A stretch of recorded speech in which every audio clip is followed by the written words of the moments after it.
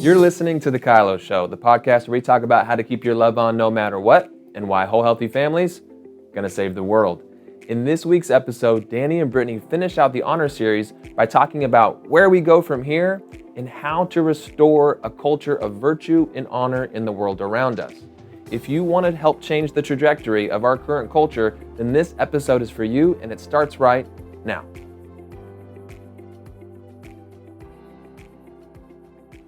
Hello, everybody, and welcome to the KYLO Show. We're here, as always. We are. We're back. We haven't gone anywhere. We're back still. for more. Yep. We're finishing off this honor series too. I know. It's kind of a wrap up. Let's see if we can bring it all together. Mm-hmm. Which means hopefully you survived Christmas with your family and New Year's. 'Twas the season. Yes. We got lots of buzz about our Christmas pajamas. I know. They were cozy. They were cozy. They were for fluffy. Sure. They were warmer. We even kind of wear them around the house a couple times. You can't have enough pajamas, especially during the holidays. I don't normally wear pajamas. I'm not a PJ guy. But when you come outside of your bedroom, we appreciate it. Sweats and a t-shirt and a hat. My slippers. I do have, festive Papa Bear slippers. Papa Bear slippers that Lainey got me. Yeah, that was fun. Yeah. Well, honor. Where do we go from here? Well, we're wrapping up the series. It's just a statement about where we are as a society, and we don't even really have national societies much anymore. Everything is so interconnected and so global that it's hard to not think that we're in a world war.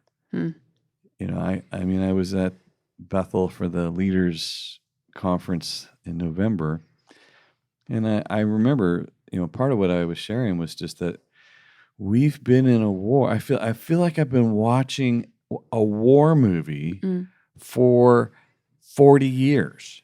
It's the longest war movie I've ever seen. And in the 1960s, there was just war declared on the fabric of society. And there was going to be just an undoing, a systematic 100-year plan. Maybe it's a 50-year plan. It feels like it's accelerating right now, like crazy. You're in the fast lane. But they are, whoever they are, but there's a demonic strategy. Remember the Lord of the Rings? Yes, yeah, of course. I am a silk at heart. If I didn't know Lord of the Rings, we'd be in trouble from my own mother. That's true. Your mother would disown you. She would. That whole thing where the hobbits are sitting in Hobbitville, or whatever you call it. The Shire. Yeah. And me, I'm not such a big Lord of the Rings, but she can't. Taylor's really the best. He is. But, the hobbits are sitting there like, la, la, la, la, la, la. Meanwhile, Saruman, or whatever his butt is, he's down there going, developing this evil empire that he's going to release over the whole planet, and they're not going to find out about it until it's on them, and it feels like that. It feels like people are just not paying attention to the fact that this day and age we live in is in a serious threat, and it's targeting really the freedom that the presence of the Lord brings. Where the Spirit of the Lord is, there is freedom. And when you have a culture that essentially says, "In God we trust," when there is in your central an agreement around the priority of we will honor God, that is what's being attacked. That is what's being disintegrated. And at this point in time, we're I'm talking to some people, and I'm like, are you from the Shire? Because you kind of have that look on your face. That all the hobbits there, I just remember the storyline of, Bilbo kind of stumbles into the ring. Yeah. And he's been given or weightedly received this responsibility that he didn't plan for, but his willingness to stay the course of really being willing to die for freedom and save the world. It does feel like Christianity right now is you have to either, it's black and white. There is no gray. But the world has tried to convince us that there's gray. It's lots and lots and lots of gray. And so your ability to choose, that I love the Lord, I'm led by his Spirit, that I don't believe this, I believe in love, I'm going to participate in that more than fear, means I'm now blank more than ever. So you have this fill in the blank culture, it feels like, so easily, because I made a choice to be led by the Lord more than be led by fear. And that's, the analogy of the Lord of the Rings. I just think of Bilbo had to make this. Frodo, that's right. Bilbo was the first guy. The birthday guy. Yeah, he's the original ring bearer. He's the guy. Yeah. Well, that's Gollum too, but no, he freaked out. Yes. So Frodo has, this. It's just crazy to be on a journey. It's almost everybody's their own Frodo. What choice are you going to make? And then there's Sam. You got to have a Sam in your life, though, right? Because it gets really scary, and you feel nuts. You just feel nuts. Like I have a revelation. I can see. I can see the evil that is going to overtake us if I don't risk my life. And you're like, wow, so when we talk about reviving honor in all these areas, it's really, you are now swimming upstream, baby. You are, you are looking at people that are walking by you. It's kind of like on the wrong side of the sidewalk on their way to work or something. I don't know what the deal is, but they are trying to just not pay attention and go right through you. And so when you go counterculture, in many ways, revival is like a revolution. You're like, okay, I have to oppose the current establishment in order to get a revival of honor, and starting with worship, right? Yeah. Like we talked about worship. What you worship sets up your whole life. Yeah. And if we don't get a revival of the true worship of the living God, then we are just a few degrees off of where we need to be. And the farther along you go, the further out there you get.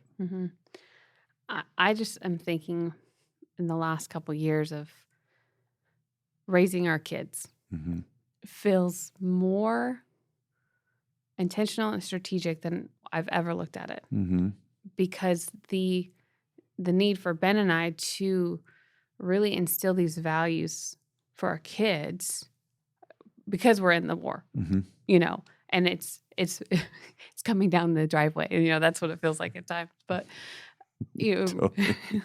paying attention to, man, I have to prepare you for being isolated, because you are partnering with the Holy Spirit and living a life where I'm submitted to this place of worship and intimacy with the Lord. I'm sorry. That's what this feels like. I feel like I'm apologizing to my children. I'm sorry that this war is something you will face that I may not be with you for.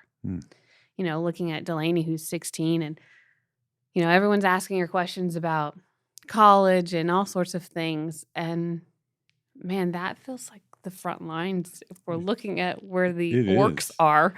The orcs are all over the universities. They're teaching the universities. Like, what in the heck? It does. Are you talking about?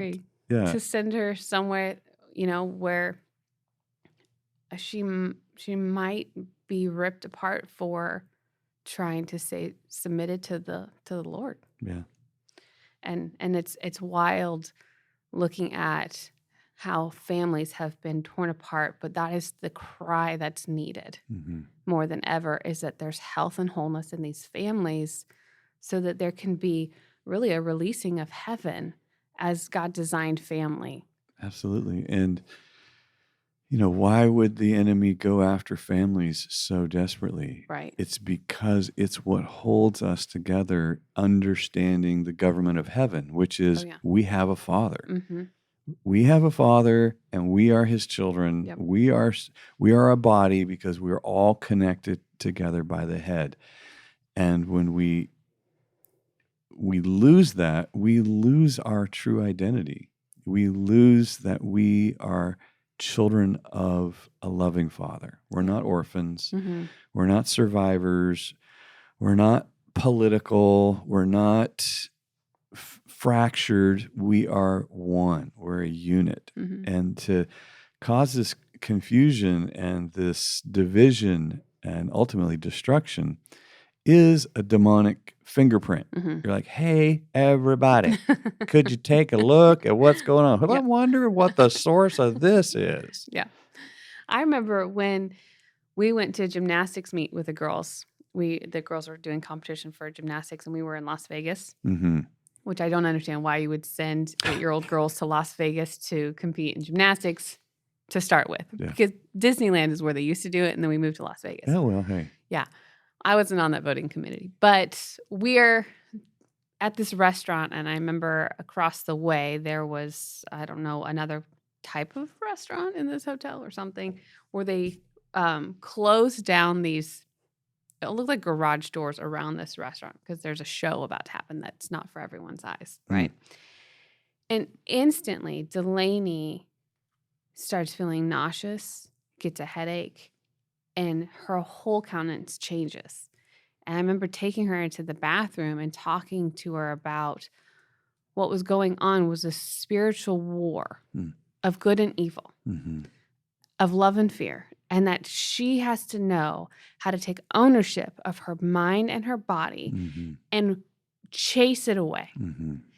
Because I knew that was all that was going on. And she's always been our feeler. She's always been, I think her emotions have this beautiful ability to tap into the spirit realm that can either be wonderful or a little crazy. So we're in this bathroom, and I'm talking to her, and I said, okay, I'm going to pray for you. I said, but you're the one that has authority over your body. And so I lead her through this prayer, and instantly everything changes. The power of the Lord comes, everything disappears. She's completely fine. And I said, okay, if that happens again while we're here, because there's a lot floating around in this place, you know what to do. And I remember she was on the mat going to perform the next day, and she said, Mom, I had that feeling again, but I knew what it was. And this is where I feel like we're training our kids to recognize what does spiritual warfare look like, and what do you call it, and where do you go after it? Yeah. Because if you don't, you get caught up in the wake of it, and then you don't know where you belong or what you should say or what you should do, and then it becomes a normal experience. And that's a legacy of power, a legacy of love, a legacy of self-control. That's another revival piece that we've been talking about, is how do we transfer it to the children? Because culture isn't real unless it's in the children. Yeah. So over the last 40 years, the last 60 years, we've watched a legacy of powerlessness and selfishness and undisciplined blaming other people for why I do what I do. And there's the inheritance and the legacy that is currently just got our children, our culture by the throat. Yeah. Is there are so many people that have been trained to be victims instead of powerful. And that victim mindset is, it's like a slip and slide. If you give it a little bit of room, you can just ride it really quickly. Oh, yeah. You don't have to do anything. No, you're a already victim. covered in. Yeah, you're just a victim baby of oil, gravity and physics. It's just going. So paying attention to the things you're saying I always love when, the response, well, I'll try. That's an instant, I'm looking at my kids going, you'll try? Try. And okay, I I will. will. And even I catching myself and saying these things, you have to pay attention to what is your vocabulary and how often do those things spring up in response to, facing that spiritual war and what we're doing, and even honoring people. Well, I'm going to try and honor my pastor, even though I don't agree with what he's doing. Mm-hmm. Yeah. What do I do when I disagree? Yeah. I freak out and call the person names. Especially if I'm on social media, because what? I will never see your face. Right. So can you manage yourself in this culture of powerlessness? Will you manage your integrity? Will you manage your respect? Will you keep your love on? Will you honor all people? Yeah. Because the war is really revealing the level of character that people are carrying around what honors the Lord. Mm-hmm. When you remove that honoring the Lord is no longer important, then you really remove a government that requires freedom for you to be successful in it. And now you need external controls. Like you need the police to make you do stuff. You need to be forced from the outside to do what's best for you, because you cannot be trusted with freedom. Mm-hmm. So when you sever people's connection to God, you disempower them to function in freedom. And that's why people start cheering on external control. Yeah. Because they're scared that all the people around them have no morals. They have no self-control. They have they're not protecting anything but themselves. So it's kind of like being lost in a pile of zombies. You're like, hey, I saw this video game. I saw this is you better have a big gun, or a big fort that you can protect yourself from all the people who are out of control of themselves and only want more flesh or whatever. You're like, okay, if you cannot handle freedom, it's because you lost your connection to a God that brings freedom. And that just feels true in that this culture almost craves punishment. Yeah, and control. And control. And so if something bad happens or someone does something wrong, given whoever the judge of that, the instant response is to punish. And that's what I experience in this sea of disagreement that we're walking through right now, is if I disagree with your behavior, I want to punish you. And there is no seeking to understand. There is no conversation. It's just, I've been violated. I'm offended. Punish. You must suffer. Yeah. Ben Franklin said that only a virtuous people can handle a free government.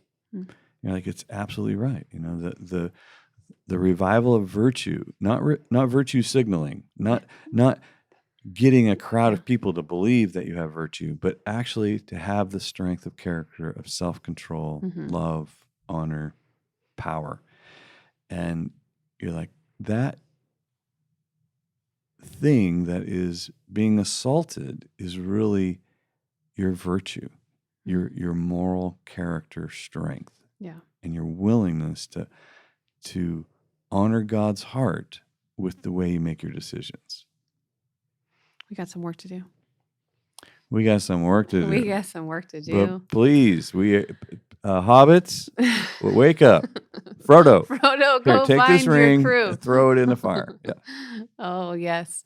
Every family's their own version of Frodo, because whole healthy families are going to save the world. And so this is the call to, we're standing up for the things of honor that lead through the crazy journey, but the outcome is ultimately love. It feels like this big sacrifice of love, and just beautiful. So Awesome. Yeah. All right. Well, we're going to jump into questions, and we'll see you soon. Hey, KYLO Show listeners, we love when you send us your questions and testimonies. In fact, we love it so much that next week, Danny and Brittney are going to spend the entire show answering your questions. To submit questions to the KYLO Show, it's super simple and really easy. You're going to go over to thekyloshow.com and record your question right now. All right, so we're going to do some questions now. Just a reminder, if you have a question for us, make sure you go to thekyloshow.com and submit one there, or a testimony. We love those too. And you get to record it, which is fun. So we get to kind of know you through your voice. But yeah, so we're going to jump into the first one, Great. which comes to us from Liz.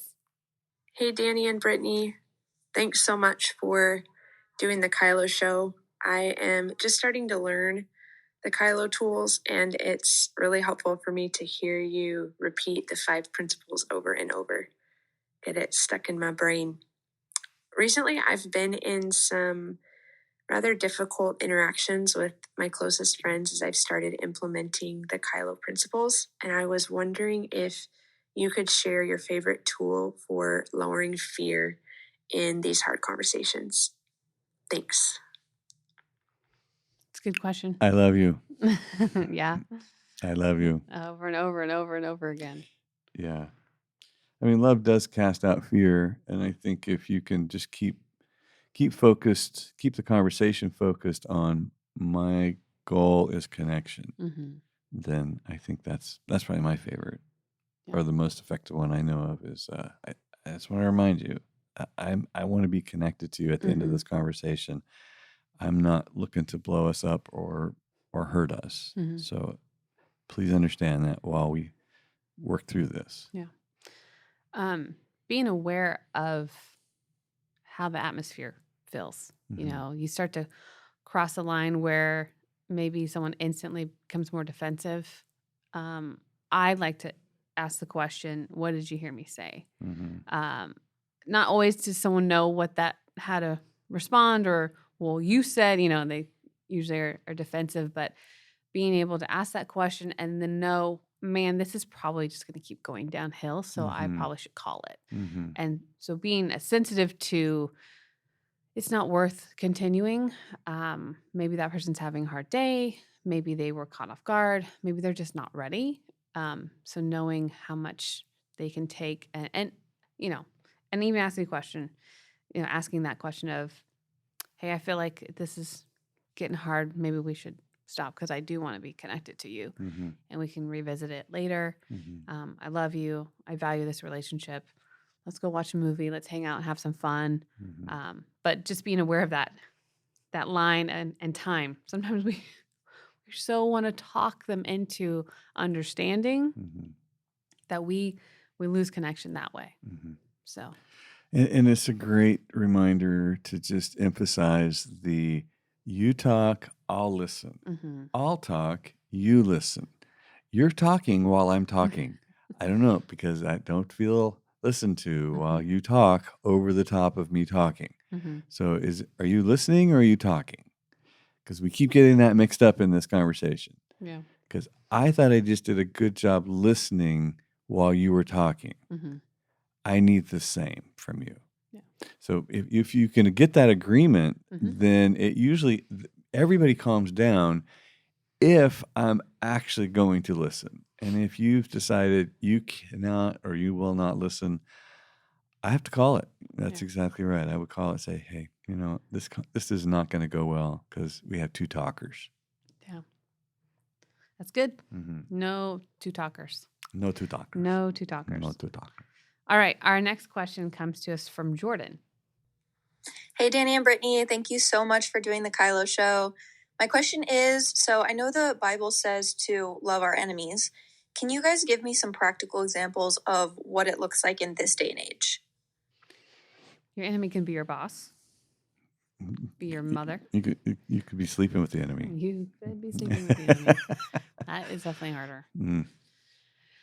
I wonder if, to love your neighbors is translated often as I can't have boundaries with them. And so that to love your neighbors means I don't have boundaries with someone. That's where it sounds like things get off the rails because I can't set a boundary with my husband. I can't set a boundary with my mother. I can't set a boundary with my boss because I'm supposed to love them. I can't say no. Exactly. That's what we're getting at. And that's what I hear in that question is I don't know how to have a boundary because I'm afraid that boundaries are unloving. And I don't know how to set a boundary unless I turn my love off. There's that option too. Yeah. I Because will. I only say no when I'm mad. Yeah. So paying attention to what does a healthy boundaries look like? What does it communicate? What's the goal for your boundary? Mhm. And how to do that in love. I think that is the part to master with this question in my mind. Mhm. So There's some really great books out there. A guy named Dr. Jim Wilder. If you've not read any of his stuff, I would highly recommend. It's just the brain science Mm. materials out there. It has everything to do with the way the brain works. And when we get our amygdala triggered, we create an enemy. Mm. Yeah. And you have to access the deeper part of your brain to override that. That's where when Jesus said, "Love your enemies," it's kind of a mind blower. Like, why? That I They have a weapon. I thought I was supposed to protect myself from my enemies, people trying to hurt me. But the weird thing is that when we don't cultivate the deeper connectedness, attachment parts of our brain as healthy people, then our amygdala turns everybody that disagrees with me into my enemy. And so the more enemies I have, the more fragile I am as a person. The fewer enemies I have, the more powerful I am and free I am as a person. So narcissism is everybody that disagrees with me, everybody that threatens my will is my mortal enemy, including my spouse, including my children. I have enemies in my church, in my business. I have to protect myself at all times from. So you're just a fragile little nutcase who is at war with everybody. But you look like a lion. You look like you're so powerful because you are so intense in survival mode. And so whenever we cultivate the idea of having an enemy, you are weakening your life. Yeah. And when we look around society right now, it's a weak spot. It's just weakness everywhere, dripping out of people because they're so afraid of their enemies. Yeah. And so turn your love on, turn your honor on. All those things are super important because it will push you into places of connectedness, of relationship, of understanding that your amygdala just won't permit you to do. Yeah. It's a hard shut off, that amygdala. Yeah. It's a you shall not pass. That's what it wants to do. Yeah. It just hijacks you. It does. All right. Good question. The next one we have comes from Josh. Hey, Danny and Brittney. Thank you so much for doing the KYLO Show. My question is, what are some spiritual disciplines that I must be practicing in this time to stay connected and keep my love on? I love the thought of being centered in worship. That's the first one comes to mind. Yeah, absolutely. I was going to start there too. I beat you to it. You did. Winner, chicken dinner. You're my enemy now. No. That's it. I lost you. Oh, no. Now you're my enemy. I think, I know it's overused, but practicing his presence is worship, is prayer. It's an ongoing conversation of how am I doing? Where am I right now? Where are you right now? What should I do next? What do you think about this situation? So it's just a constant, ongoing presence of the Lord, I think, is probably the thing that I remember when I was a very young believer. It was so much of my life was a discipline. Like, I have to do this. I have to do that. I can't not do that. Yeah, don't watch that television. Don't listen to that music. Don't Bad, stop. bad, Yeah, bad, don't bad, have to bad. count all. It was super structured, and I needed it because I was out of control when I got saved. I was just a banana head, and Okay. yeah, and so it took some time to put some infrastructure in my life, and I think that the idea of instruction puts structure in your life. Yeah. And I had so much instruction in those early days, but that would be like, you pour the slab, you put up all the framing so that you can attach all the building material. And I think that you have to have that period of your life where you are framed and structured, instructed. This is the piece of Foundation, yeah. mentoring and discipleship is there is so much of that. And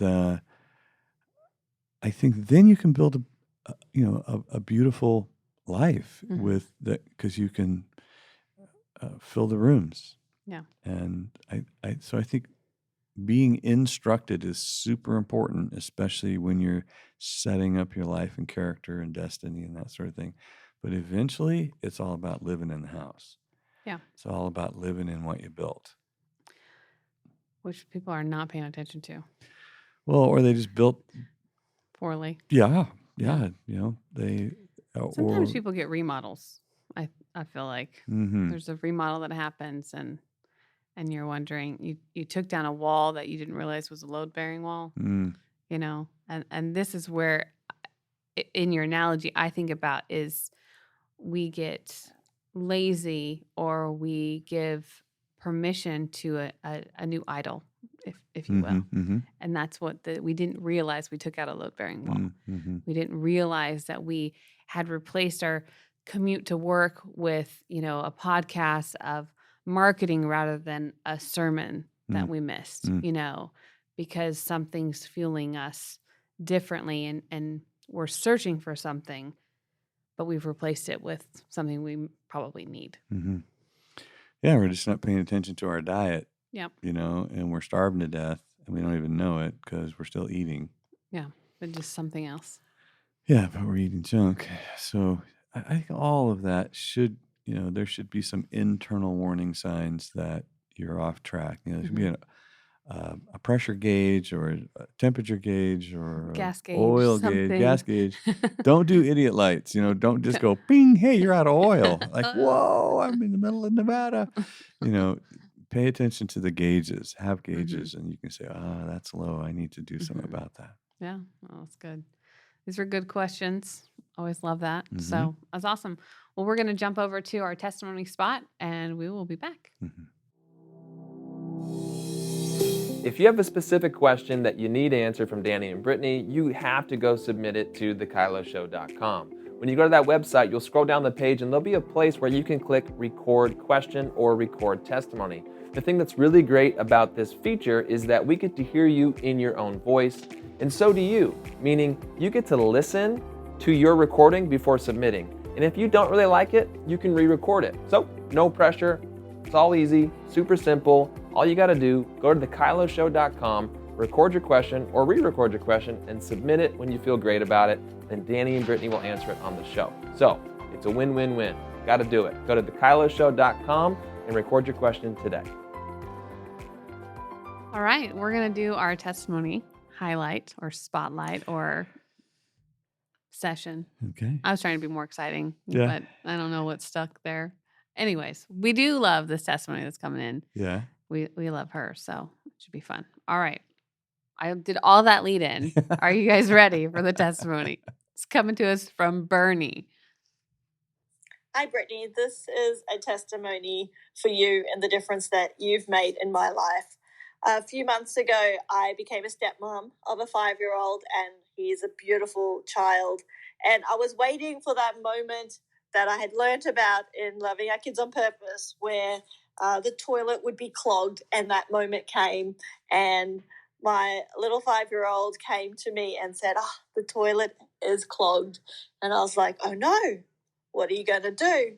And just like with Delaney, we had these big eyes looking up at me. And he said, I don't know what I'm going to do. And I was like, oh, well, I have some ideas if you'd like to hear them. And he said, I'd love to hear them. And I'm like, okay, but it's bedtime, because they always wait until just before bed to tell you.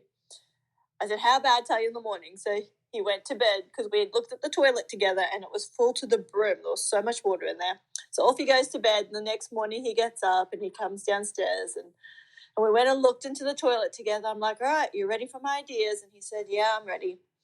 And so I was like, all right, my first idea is you can put your hand in there and just pull it out. And he just looked at me and he's like, do you have any other ideas?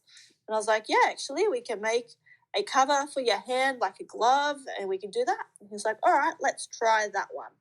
And so we made a garbage bag cover for his hands, and he pulled all of the toilet paper out of his toilet and he put it all into the bag and he took it out to the bin, washed his hands and went off and played. And I was like, wow, that was too easy. There was no tears, there was no tantrum, there was no anything. It took all of a couple of seconds and it was done. Anyway, that night we do a rose and thorn and rosebud at our house. Someone I know that I love taught me to do that. And I was like, all right, he's going to say that his rose thorn was to take the toilet paper and the stuff out of the toilet. I'm like, he must have hated it and just, downplayed it a bit. So we're doing that, and he gets to his thorn and he said it was something else. And I was like, are you sure it wasn't the toilet? He was like, nah, that was kind of fun. Plus, now I know how to clean the toilet in the future if I need to. And I thought, oh, what a great example of joyful responsibility, because of everything I've learned in the KYLO Show and also in loving our kids on purpose. I've learned how to stay calm. I'm not afraid of his mess. I may have only been a mum for 2 months, but I've been practicing these principles with kids in my working in schools for so many years that when it came to this happening in my house, it wasn't a big deal and I didn't need to yell or get upset. And he actually learned how to solve the problem, but he's already started to think, one day I might have a toilet and I know how to fix this problem. And it was just such a beautiful moment that we all sat together and were like, that was kind of fun. And I like to call that joyful responsibility. And it's something I'm so excited to see him grow up to start to problem solve. And the other day he came to me and he said, I put my washing in the washing machine. Can you show me how to do the buttons so I can wash my school uniform? And it just makes me so proud and excited to see him growing up into a beautiful human. And I really give you credit for that, Brittney, because so a lot of these tools, I've heard these stories and I've used them with kids at school, but I haven't had the chance to use them at home. And I heard one of my friends use the exact same story of Delaney in the toilet with her 2-year-old, and the tears, and she got her to clean out the toilet. And so when it happened here at my house, I was like, right, I've heard you tell the story. I'd heard my friend tell the story. I was like, I am going to do the exact same thing. So it was only because of everyone who went before me that it was such a success. So thank you for being the shoulders that I got to stand on, and the life-changing example that you do every day on the KYLO Show, giving us experiences for us to draw on so we don't have to get angry or react, but we actually have a role model. So thank you so much, Brittney. You are making healthy families, and healthy families are changing the world, and it is so exciting just to be one of those families that is becoming healthy because of you and Danny and all the work that you're doing. Thanks. Well, I didn't know that was the testimony when I gave such a lead in. It was very sweet of Bernie. We've talked a little bit about her being an instant mom, an overnight mom. Yep. And, just, again, she's got so much experience with children because of working in school for years and years. And though our own children have a special way of knowing our buttons than the school children sometimes, but that's awesome. It's a fun story. She's got a book coming out. Yeah. Loving Our Students on Purpose. That's a good thing to do. She's our overseas Aussie yep. partner that is doing some really great work in classrooms and training teachers how to create a classroom essentially with the KYLO Yeah. principles. And that culture and Mhm. chasing after that, and really blending the need for education and families to Yeah. not be so separated, but really a united front. And that's Teaching kids and teachers to form connections Mhm. and protect them. Yeah, that's great. Hmm. That's probably one of my favorite stories about Delaney, though. Yeah. Well, It's golden. Anytime you put poop in there, Yeah. it gets everybody's attention. There's that for sure. But I feel like it was one of the first moments where I only had to do something one time. Yeah. It was, I would always give credit to the Holy Spirit. It was this full download of normally getting frustrated at all those things and reacting to this problem that's not mine, but feels like mine because, we have one bathroom at the time. So that's Mhm. why I felt like my Mhm. problem. And and I love being tagged when other moms do it or dads, and there's a kid next to a toilet and their tearful eyes normally, how did I get in this situation? But And just in case anybody thinks this is a poop clog, it's not. It's a toilet paper clog Yes. because these children just they emptied the entire they empty a roll of toilet paper and they're like, "This is fun. What a good time." Like, you want to do it again? Nope. Never That was again. dumb. I'm not doing Yeah. that again. It is totally them. There's learning and grace, and then there's playing. Yeah. And abusing the freedom. That's Unsupervised. Yeah. Yes. And that's how this came about with Delaney. Yeah. It You could was- only do this with a cat. Yeah. Pulling all the toilet paper off the roll. So, but that's great. Great testimony, Bernie. Thanks for sharing. I'm so proud of you for jumping in there and bringing it home, really Mhm. living it out. So great job. And that's fun to hear. Good stuff. Yep. Awesome. Well, we're chasing after whole healthy families. We are. We're chasing after living a life of honor and all those different ways that we've talked through and leading in it. Mm-hmm. And And anything we can do to help just regular people do healthy stuff. Yeah. This isn't like Dan Fairley says rocket surgery. Yeah. We're not doing rocket surgery here. And it's so simple and so it's simple. It's not easy, but it is simple. And if you'll just remember,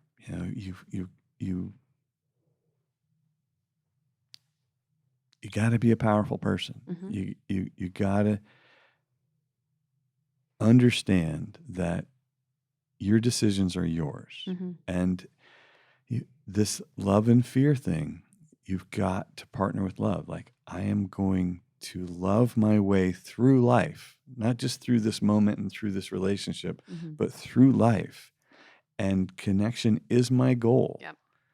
And I'm going to be respectful and honest in my communication. Yeah. And I'm going to practice and honor healthy boundaries in our relationship. Those 5 things, if you will just put them to memory and then put them into practice, it's going to change your life. Yeah. And that's where whole healthy families are going to save the world. Which changes the world. Uh-huh. Mm-hmm. And that's what we're all about here at the KYLO Show. So thanks so much for joining us, and we'll see you next time. Thanks for listening. Make sure to join us next week when Danny and Brittney spend the entire episode answering listener questions. You won't want to miss it. Never miss an episode of The KYLO Show by subscribing to Apple Podcasts, Spotify, or watch us on the Loving on Purpose YouTube channel. Make sure to submit your questions and testimonies to thekyloshow.com.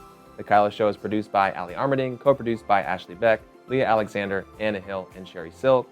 Sound engineered and edited by Taylor Silk and show promoter Krishna Zamora.